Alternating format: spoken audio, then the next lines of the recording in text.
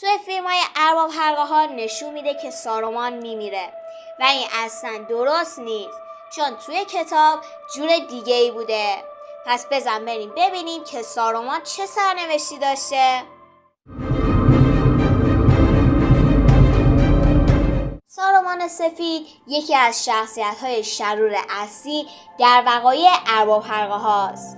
اون جادوگر قدرتمندی بوده که برای محافظت از مردم سرزمین میانه در برابر ساورون به سرزمین میانه فرستاده میشه، اما در نهایت تسلیم وسوسه‌های دشمن شده و به یکی از نوکران اصلی ساورون تبدیل میشه. اون در نهایت توسط انت‌ها در پایان وقایع دو برج شکست میخوره و در برج خود یعنی در اورتانگ زندانی میشه.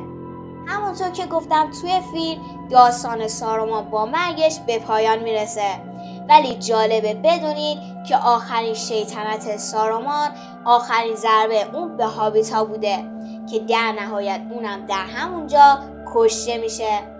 نویسنده داستان یعنی تالکین برای بیان نکته آگاهانه در مورد شر و چگونگی تحمل اون استفاده کرده و برای سارومان این به معنای اندکی رنج طولانی بود که به خاطر خیانتاش نصیبش شد.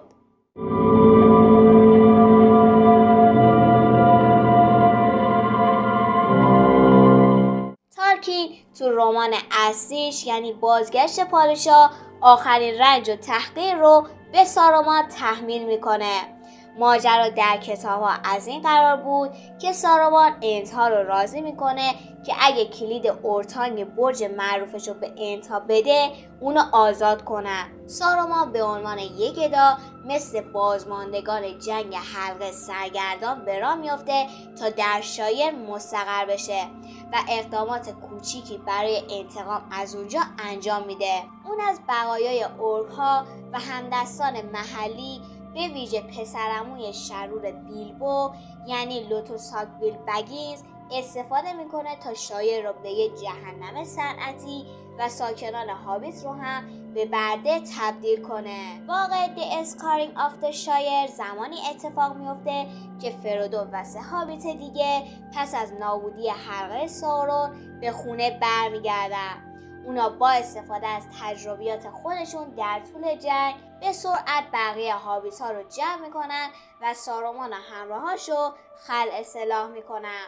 گریمای مارزبون که از آزار جادوگر و شکست نهایی و تحقیرآمیز اون خشمگین شده بود گلوی سارومان رو میبره، اما لحظاتی بعد توسط کمانداران هابیت به ضرب گلوله کشته میشه. این واقعه به عنوان درسی در مورد رضایت از رویارویی با شر و اینکه چجوری فرودو از جهاتی هرگز نمیتونه واقعا دوباره به خونه بره عمل میکنه.